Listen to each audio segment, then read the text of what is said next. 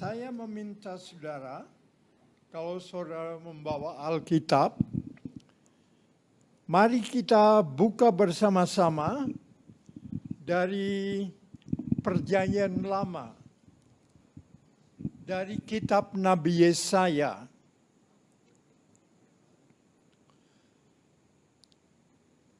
Ketika saudara punya gembala, Pak Jerry minta saya pulang, saya berdoa, Tuhan, Engkau juga yang mengetahui keperluan rohani dari anak-anak-Mu di GBDI. Tolong saya, pesan apa yang harus saya sampaikan kepada mereka, dan dari buku yang mana. Dan Tuhan selalu menunjuk pada saya, baca tentang perdamaian dunia, perdamaian seluruh dunia. Seperti yang telah dinyanyikan oleh para malaikat untuk menyambut kelahiran Yesus. Peace on earth. Para malaikat mengatakan, damai di dunia. Kepada mereka yang diperkenan oleh Tuhan. Tentu kita semua mengharapkan supaya dunia kita ini betul-betul dalam keadaan damai.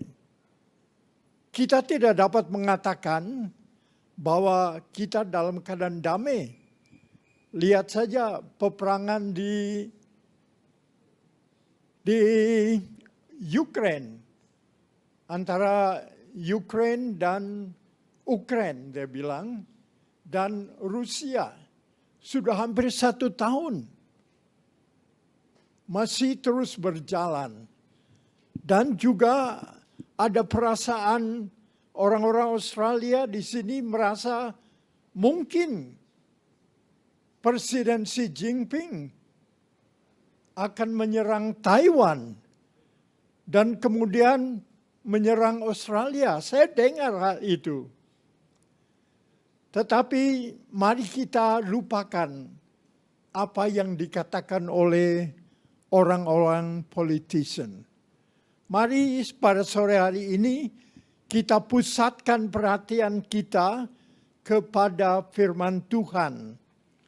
Saya akan membaca dari Mika pasal yang dari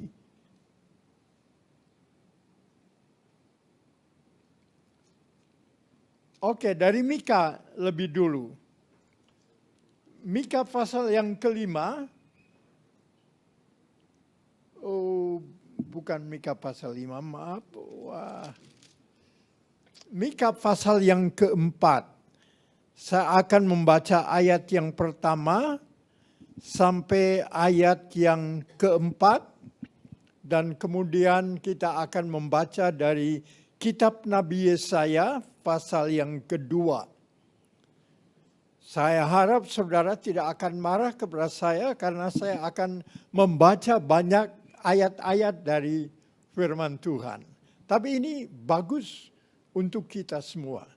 Baiklah, saya bacakan Mika pasal yang ke-4.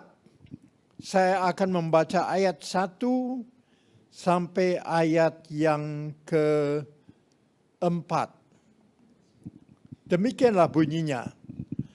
Akan terjadi pada hari yang terakhir, gunung rumah Tuhan akan berdiri tegak mengatasi segala gunung-gunung yang lain dan menjulang tinggi di atas bukit-bukit. Bangsa-bangsa akan berduyun-duyun ke sana, pergi serta berkata, mari kita naik ke gunung Tuhan, ke rumah Allah Yakub, supaya Ia mengajar kita tentang jalan-jalannya. dan supaya kita berjalan menempuhnya atau menurutinya. Mungkin saya baca dari sampai situ, sampai ayat yang satu ayat lagi tidak apa-apa. Ia akan menjadi hakim antara bangsa-bangsa dan akan menjadi wasit bagi suku bangsa yang besar sampai ke tempat yang jauh. Mereka akan menempa pedang-pedang mereka menjadi mata bajak dan tombak-tombaknya menjadi pisau pemangkas. Bangsa tidak akan lagi mengangkat pedang terhadap bangsa lain. Wah, ini indah sekali.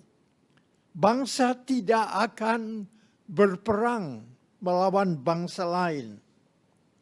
Tetapi mereka masing-masing akan duduk di bawah pohon anggurnya dan di bawah pohon ara dengan tidak ada yang mengejutkan.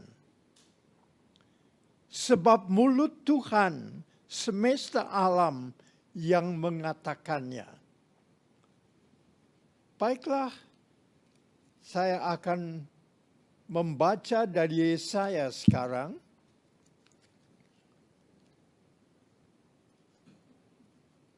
Yesaya pasal yang kedua.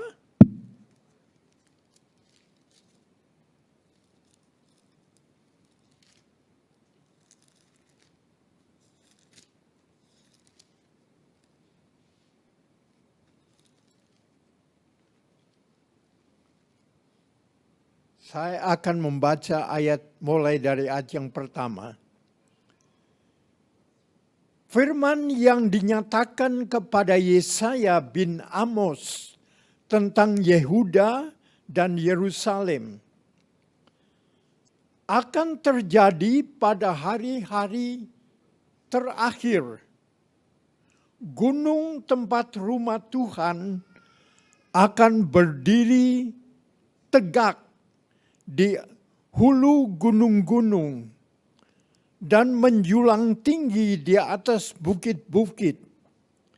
Segala bangsa akan berduyun-duyun ke sana dan banyak suku bangsa akan pergi serta berkata, "Mari kita naik ke gunung Tuhan, ke rumah Allah Yakub, supaya Dia mengajar kita tentang jalan-jalannya, dan supaya kita berjalan menempuhnya."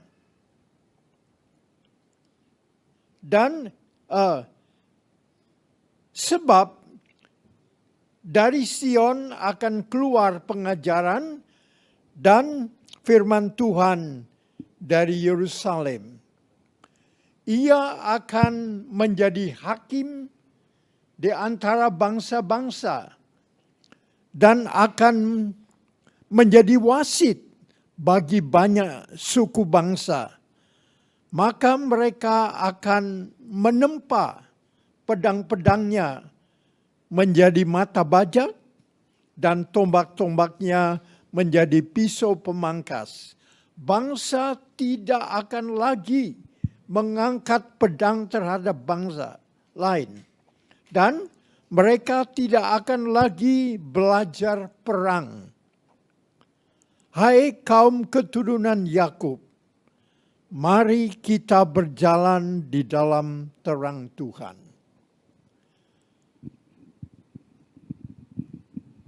Kalau saya letakkan di sini masih dapat? Bisa?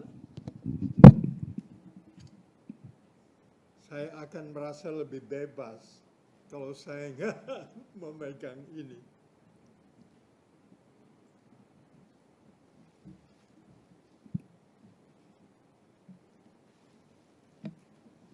Siapa di antara saudara yang pernah ke Amerika Selatan?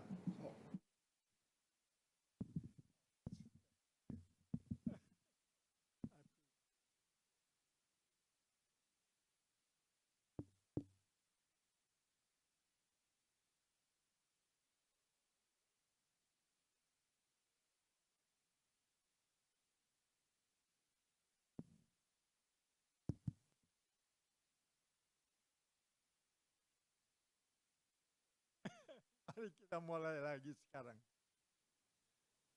Siapa di antara saudara yang pernah berjalan-jalan di Amerika Selatan? Pernah mengunjungi Amerika Selatan? Saya tahu anak saya yang tua. Ya, mulai dari selatan terus sampai ke Niagara Falls, sampai ke Kanada. Well, saudara, di Amerika Selatan, di daerah perbatasan antara Argentina dan Chile atau Chile, itu pronunciation yang tepat. Barack Obama told me. Di daerah perbatasan, ulangi sekali lagi, antara Argentina dan Chile, di situ ada suatu pergunungan, daerah pergunungan tinggi yang sangat terkenal. Namanya Andes Mountain. Di atas pergunungan yang tinggi ini, di situ ada sebuah patung raksasa dari Yesus. Namanya Christ of the Andes, Kristus dari Andes. Di bawah patung raksasa itu ada tulisan. Dikatakan, "This mountain will crumble into dust. Then Argentina and Chile will break the peace as they have pledged under the feet of Christ." Kira-kira demikian terjemahannya. Artinya di situ, sebelum patung itu, Yesus itu didirikan, orang-orang Argentina dan orang Chile, mereka sangat membenci satu dengan yang lain. Mereka selalu bermusuhan, mereka selalu berperang. Itu sebelum patung Yesus didirikan. Tetapi setelah patung Yesus didirikan, mereka tidak berperang lagi. Mereka tidak saling membenci lagi. Melainkan mereka menjadi sahabat.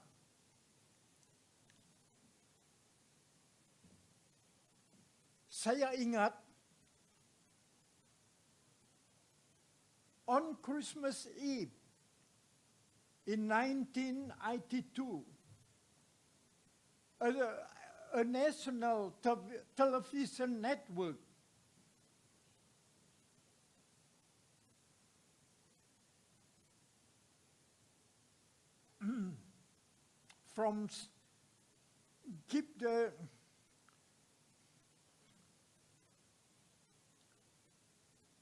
presented a dozen world leaders. Let me just try use one language.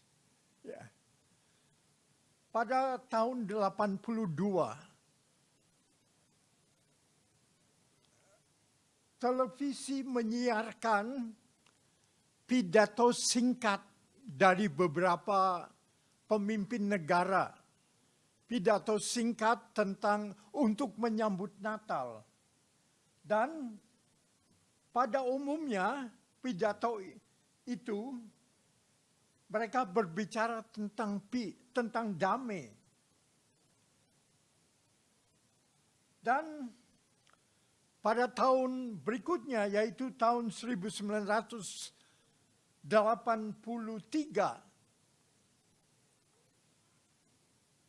Pope John Paul II, waktu itu dia baru saja diangkat menjadi Pope atau Paus di Roma. Di dalam pidatonya untuk menyambut tahun baru inilah yang dia katakan. Peace cannot be built by some without others. Peace cannot be built by some without others. Perdamaian tidak akan dapat dilakukan hanya oleh satu orang tanpa yang lain. But all must undertake the task together. Perdamaian dunia tidak akan terjadi jika hanya dilakukan oleh beberapa gelintir orang. Tetapi semuanya harus turut melakukannya. Ada pepatah yang cukup terkenal di dalam bahasa Indonesia. Saya ingat pepatah itu mengatakan, kamu tidak dapat bertepuk sebelah tangan. Betul? You cannot clap with one hand. Not going to make any noise. If you want to clap, have to use your both hand. I'm sure that what the saying in Indonesian word, I don't know whether they still using that saying or not. But the saying is quite true. And what the Pope says is quite true. Peace cannot be built by some without others.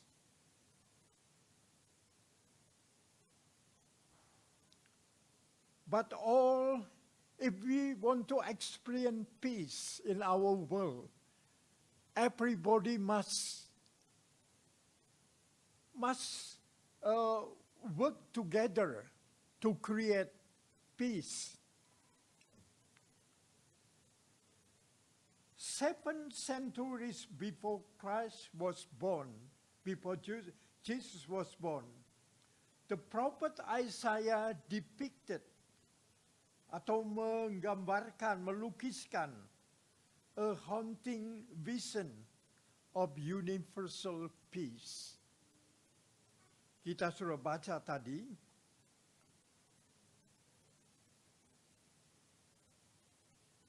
universal peace on earth.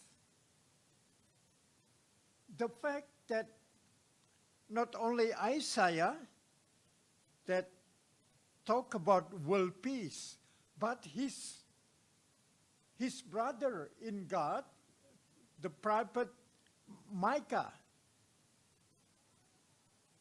11 tahun kemudian setelah Yesaya berkhotbah tentang perdamaian dunia, Nabi Mika juga mulai mengkhotbahkan atau menulis nubuatan itu di dalam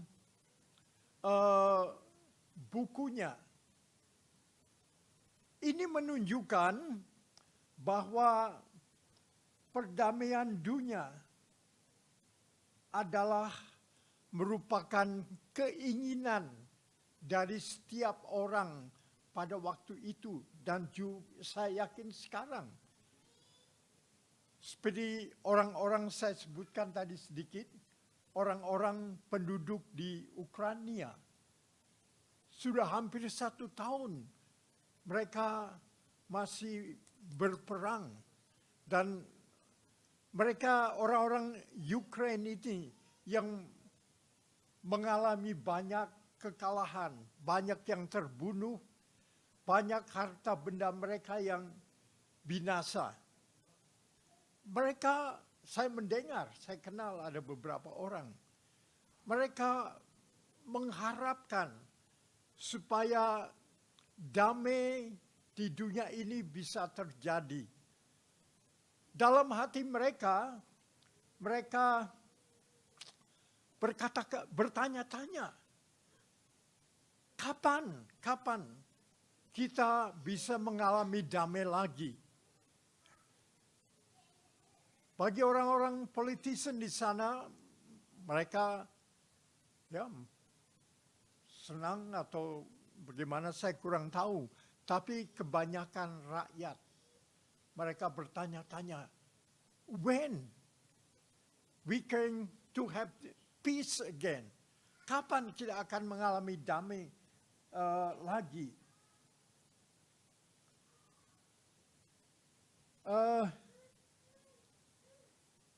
Penglihatan tentang perdamaian di dunia itu bukan kita sekarang ini, tapi orang-orang di masa Yesaya dan Mika. Mereka juga mengharapkan perdamaian dunia yang langgeng, yang kekal. Kami sebagai orang-orang Kristen, kami percaya bahwa Allah menghendaki seluruh umat manusia di dunia ini hidup dalam damai. It is God's intention for humanity to live in peace in His world.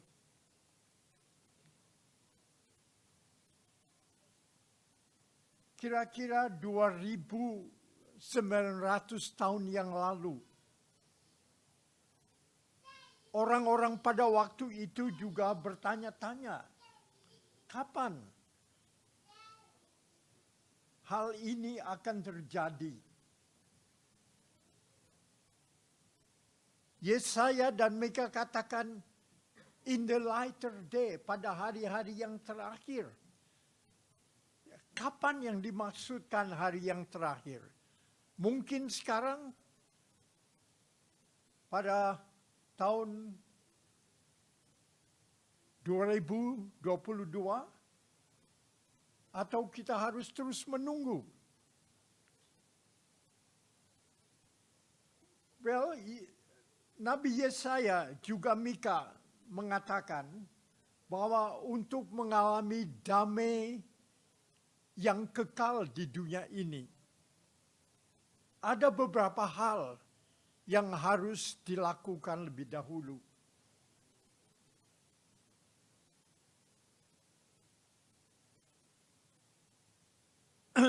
Yang pertama, Yesaya katakan, the worship of God, penyembahan kepada Allah harus diutamakan. The worship of God must be number one or first in our life. Seperti yang dikatakan oleh Yesaya, it shall come to pass in the latter days that the mountain of the Lord shall be established as the highest mountain, and shall be raised above all the hills, and all nations shall flow to it, and many nations shall come and say, come, let us go to the mountain of the Lord, to the house of the God of Jacob. This means, atau ini berarti bahwa penyembahan kepada Allah harus dinomorsatukan.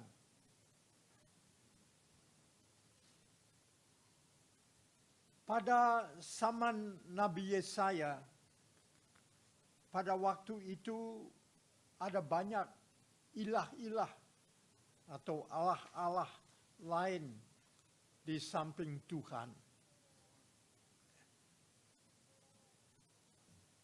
Tetapi Tuhan tidak mau kalau ada saingan. Ini yang Alkitab katakan. Dia harus diutamakan di dalam kehidupan kita.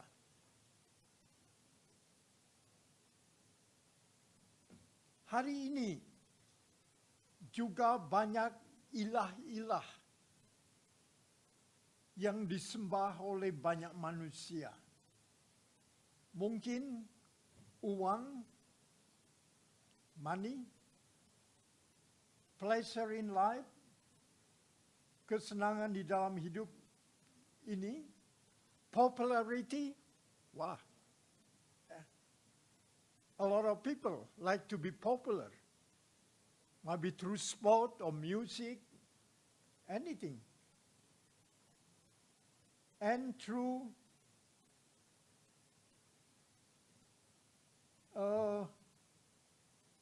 security. So for these people, God is like a small hill, while their priority, like money, and I mentioned before, popularity, security, is like Mount Everest, really high. Their mind always thinking about that money, about business advancement and so on. While God, like a small hill. Alkitab berkata, the Bible says, you shall love the Lord your God with all your heart. Saudara bisa membaca ayat itu di dalam Ulangan, Deuteronomy, pasal yang ke-6 ayat yang ke-5. Jelas sekali dikatakan, Tuhan berkata di sana, you shall love the Lord your God with all your heart.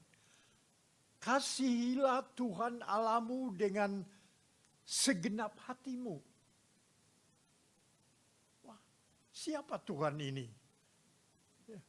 Mengapa dia meminta kita untuk mengutamakan dia? Well, God can ask you this question. Allah tentu saja dapat meminta saudara untuk mengutamakan dia. Sebab Alkitab katakan bahwa dia adalah pencipta kita. Kita manusia diciptakan oleh dia. Kita diciptakan menurut di dalam kitab Genesis, kitab Kejadian. God created us in His own image and in His own likeness. He created us, you and me. Allah tidak menciptakan kita seperti harimau misalnya, seperti singa atau seperti gajah. Tapi dia menciptakan kita menurut seperti dia. Dan Alkitab katakan bahwa Allah sangat menghargai kita sebagai ciptaannya. Allah sangat mengasihi kita, Alkitab katakan. He loves you so much. Di dalam bahasa Ibrani, saya ada Alkitab bahasa Ibrani, saya baca, kata yang dipakai di sana ialah Ahab. Ahab in Hebrew meaning to have affection for. But in Greek, see the New Testament Bible was written in Greek. I brought my Greek Bible. And in Greek, there are 3 words for love. Ada 3 kata untuk kasih. Saya ingat Ibu Sansan, saya rasa mesti ingat. Pernah saya sebutkan soal ini. Yang pertama, agape. yang kedua filio, dan yang ketiga eros. Eros adalah kasih sexual love. Saya tidak perlu menjelaskan soal itu. Dan filio adalah kasih persahabatan, kasih persaudaraan, brotherly love, friendship love. Sedangkan agape adalah kasih yang sempurna, kasih yang dibuktikan di dalam penyerahan yang total, kasih yang dibuktikan dalam pengorbanan yang luar biasa. Kita bisa ambil contoh dari Perjanjian Lama, misalnya tentang Ibrahim. Ibrahim mengasihi Allah dan dia berusaha keras untuk takut kepada Allah dan menuruti perintah-perintahnya. Saudara tentu masih ingat cerita tentang Ibrahim di kitab Kejadian, pasal yang ke-22 kalau nggak salah. Ibrahim hanya mempunyai satu anak perjanjian, anak tunggal, yaitu Ishak. Tentu Ishak sangat dikasihi oleh orang tuanya. Sebab Ibrahim dan istrinya Sarah sudah tua, umurnya sudah 100 lebih. Dan tentu saja Ishaklah yang menjadi pengharapan mereka. Ishak yang harus menggantikan mereka untuk meneruskan mereka punya bisnis, mereka punya cattle business, farming. Tapi sekarang apa yang terjadi? Tuhan datang kepada Ibrahim. Saya mau supaya kamu membawa Ishak ke atas gunung yang akan aku tunjukkan. Dan saya mau supaya engkau korbankan Ishak di sana untuk saya. Wah, coba saudara pikirkan, anak satu-satunya. Dan Tuhan meminta dia, Ibrahim, untuk mengorbankan anak itu. As a father, I can understand how Abraham felt.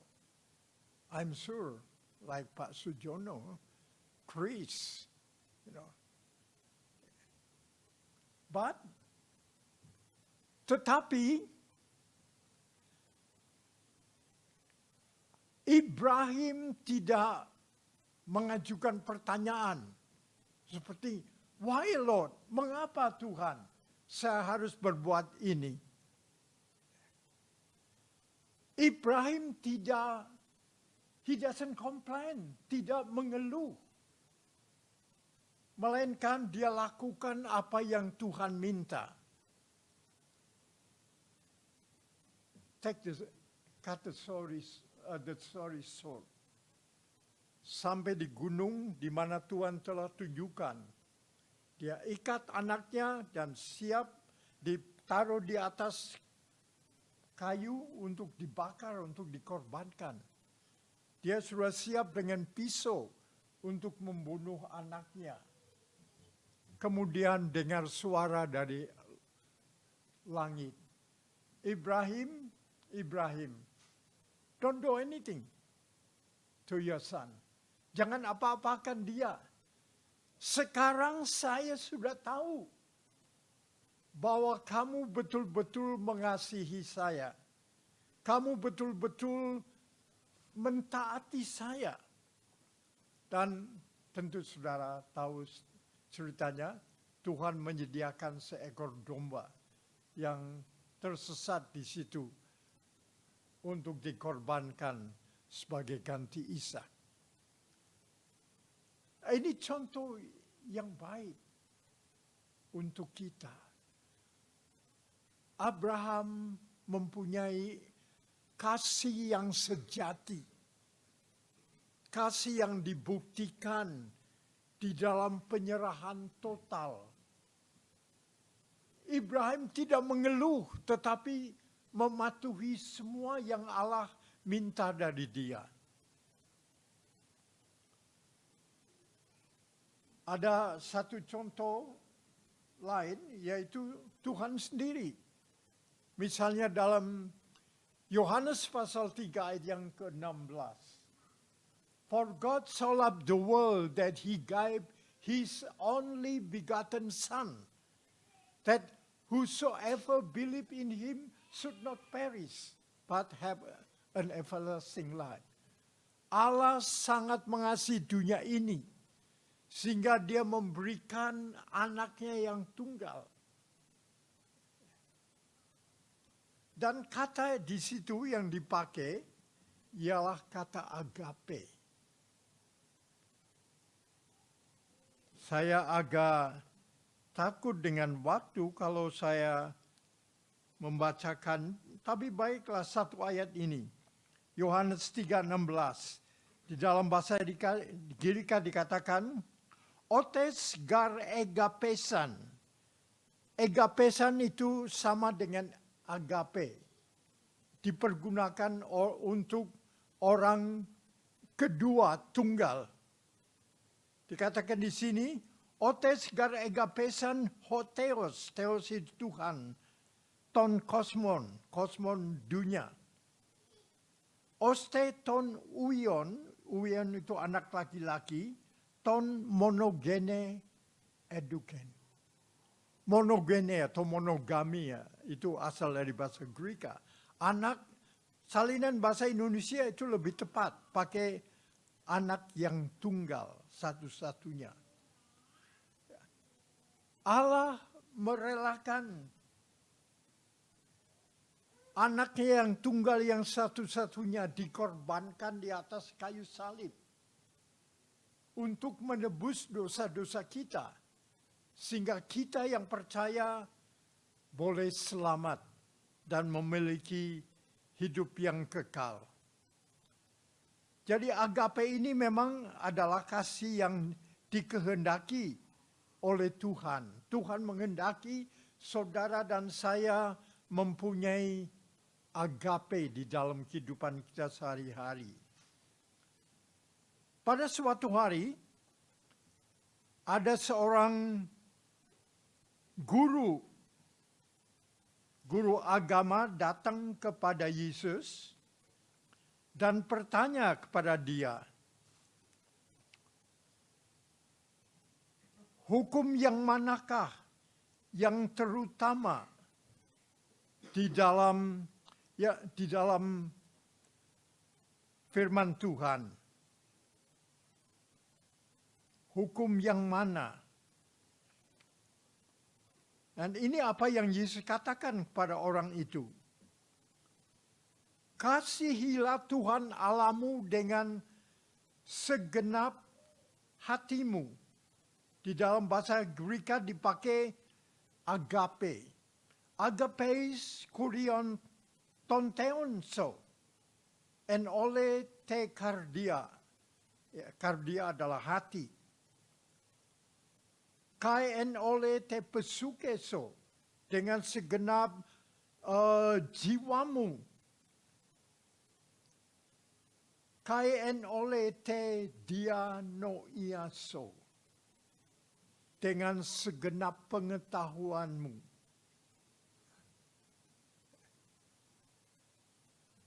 Yesus katakan ini adalah hukum yang terutama. Kita harus mengasihi Dia, Allah, dengan seluruh hati kita, dengan segenap jiwa raga kita, dengan segenap pengetahuan kita. Dan yang kedua, Yesus katakan, kamu harus mengasihi sesamamu manusia seperti dirimu sendiri. Kata yang dipakai sama, yaitu agape. Agapeis ton plesionso. Plesion itu adalah tetangga, neighbor, atau sesama manusiamu. Kasihilah sesama manusiamu. Dan ya, dipakai kata yang sama. Jadi kita harus mengasihi Tuhan dengan segenap hati kita. Dan kita harus mengasihi sesama manusia kita, tetangga-tetangga kita, seperti kita mengasihi diri kita sendiri. Tentu ini agak sukar untuk dilakukan. It's hard. But this is what the Lord demanded from us. We have to love our neighbors with that kind of love. Sangat sedih kalau kita melihat di televisi misalnya, di current affair, ada pertengkaran di antara tetangga dengan tetangga, sampai ada yang cedera. Wah, kita Australian, all of us supposed to be Christian, but banyak orang Kristen yang tidak menuruti firman Tuhan. Satu contoh mungkin, ketika anak saya yang tua Tina masih kuliah di UQ, Queensland University,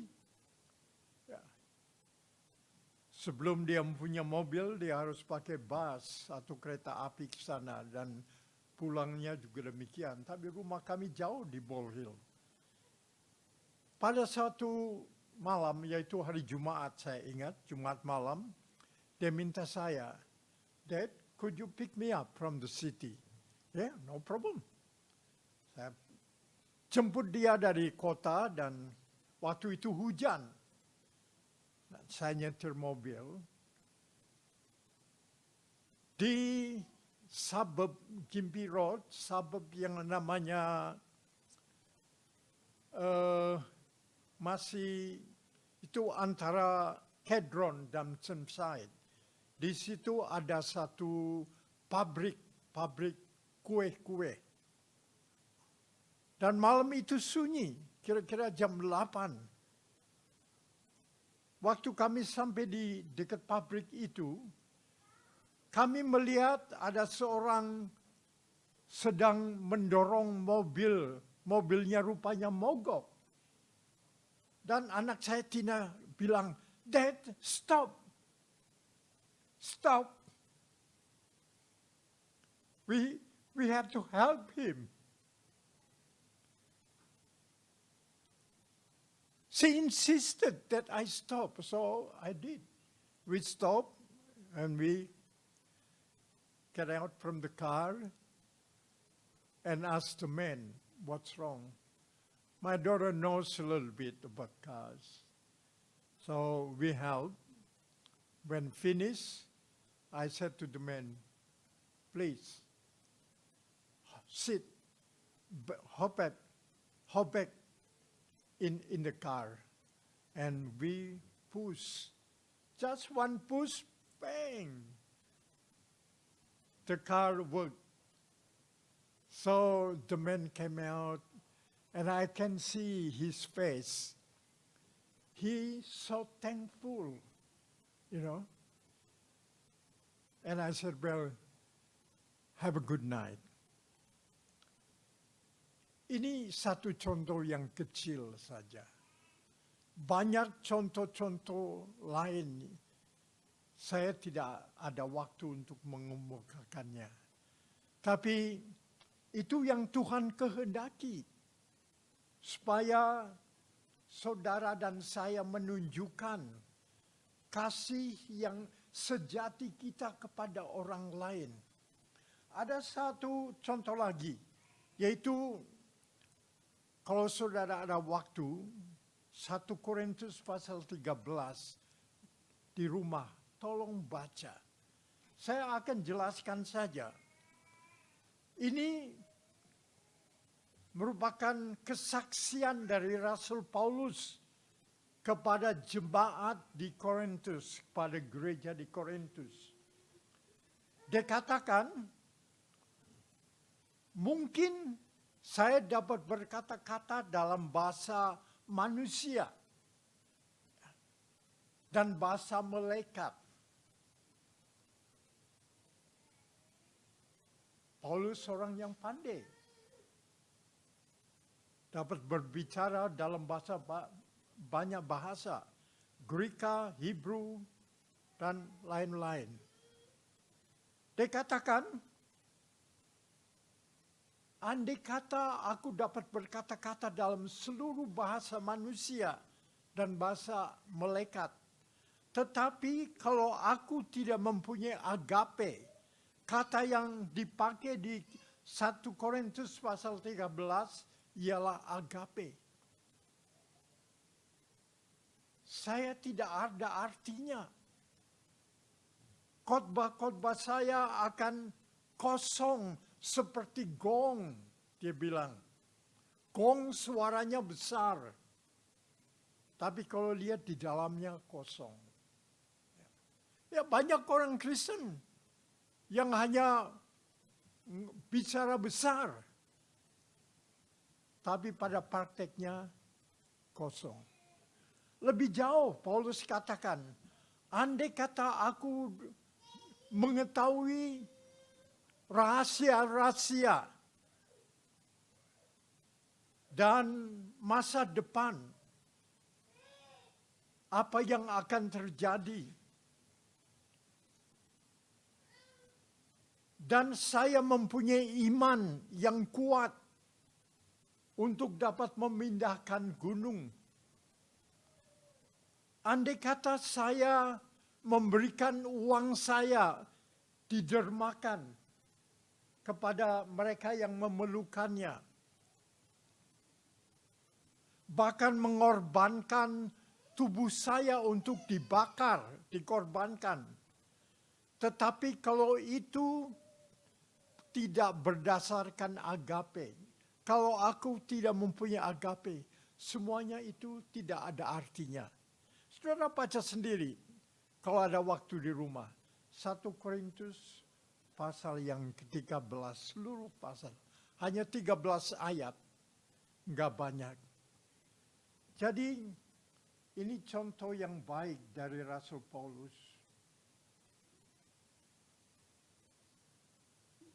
Jadi yang pertama, ibadah kepada Allah, mentaati hukum-hukumnya, peraturan-peraturannya sebagai nomor satu dalam hidup kita. Yang kedua, perdamaian dunia hanya akan terjadi apabila kita melakukan perintah-perintah Tuhan seperti membaca dan mempelajari firman-Nya dan mentaatinya.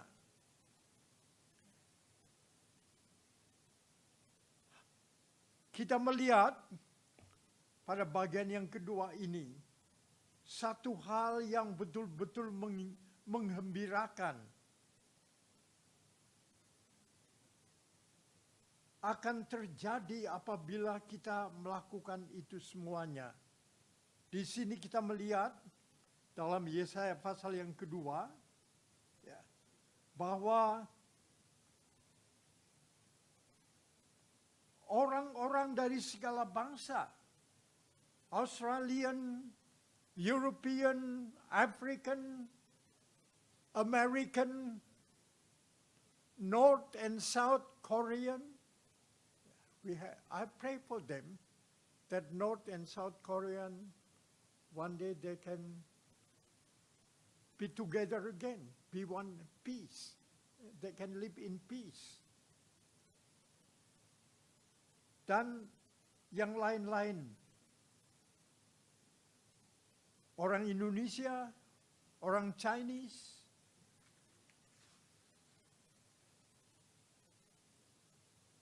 ini akan terjadi apabila kita hidup menuruti kehendak Allah. Sebab dikatakan oleh Yesaya, kami akan mematuhi apa yang Tuhan telah pilih untuk kita. Bukan apa yang kita pilih, tapi yang Dia pilih. Ini berarti bahwa kita harus mempraktekkan kehendak Dia di dalam kehidupan kita sehari-hari. The will of God must be exercised, being practiced in our daily life. Jadi ada 3 hal. Yang pertama, penyembahan kepada Allah, kebaktian kepada Allah harus diutamakan, nomor 1. Kedua, mempelajari dan mentaati firman Allah itu harus diutamakan dalam kehidupan kita. Dan yang ketiga,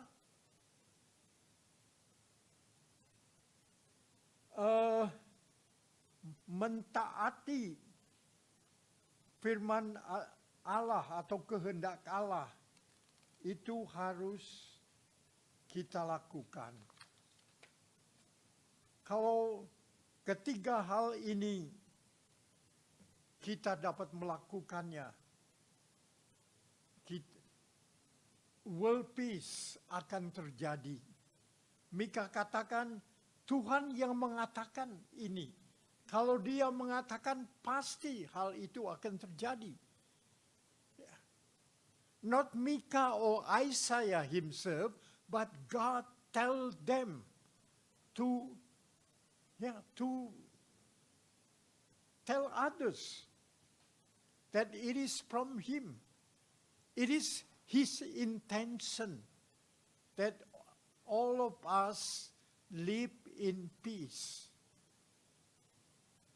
Kita harus hidup di dalam damai dengan sesama manusia kita. So let us dream the vision of universal peace until it happen, until it become real. And let us pray continually for the spread of the gospel until more people lift God higher and higher in their priorities.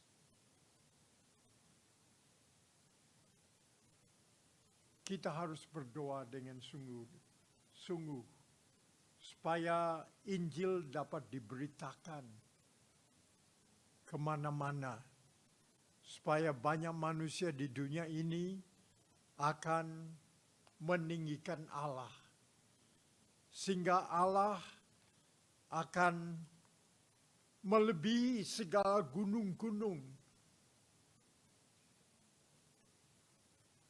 Dia yang harus kita nomor satukan di dalam kehidupan kita. Dan ya,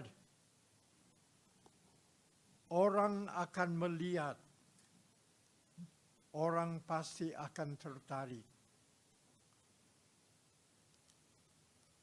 Saya senang tinggal di suburb, di Ball Hill. 30 tahun yang lalu kami beli rumah itu karena anak kami yang kedua mau ke sekolah di St. Paul School. Pertama di sana 1-2 tahun kami tidak mengenal banyak di antara mereka. Tapi saya bilang sama istri saya, senyum kepada mereka, tetangga-tetangga kita. Dan kita harus berusaha menolong mereka. Dan saya merasa senang secara pribadi. Saya tidak mau pindah dari sana. Tetangga saya yang di sebelah kanan, anak muda, Brock dengan istrinya, dia seorang electrician. ketika saya membangun begola di belakang, kebanyakan di antara saudara pernah ke situ melihat, dia yang untuk electrician, yang pasang kabel-kabelnya, bahkan dia bawa neon. Ketika saya tanya sama dia, how much I owe you? Nothing. Semuanya free. I'm sure he loves Glenda dan me, love us. And when we was going to paint the house next door, Paul, he's a painter.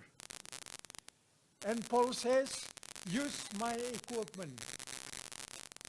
And use the card when you want to buy paint at Bunning. So you will get discount. That's so good. And the people at the back, different street, you know, he used to work as an engineering at paper mill in Petrie. I was still working for kind of engineering. Sometimes we have to help them with their, machine. And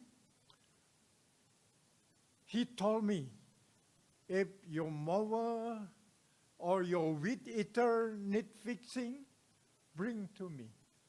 I'm retired now, he said. So I did. Fix my weed eater, fix my mower, and I asked him, how much I owe you? Nothing. That's so good.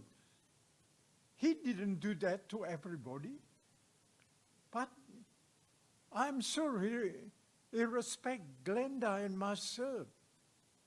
Yeah. Because we show love to them. Ini yang Tuhan kehendaki, supaya kita mempraktikkan agape itu kepada tetangga-tetangga kita, teman-teman kita, sekerja atau sekuliah. Ini penting sekali. Well, God bless you all. It is my prayer that God will continue to use you and bless you abundantly. So let us close this service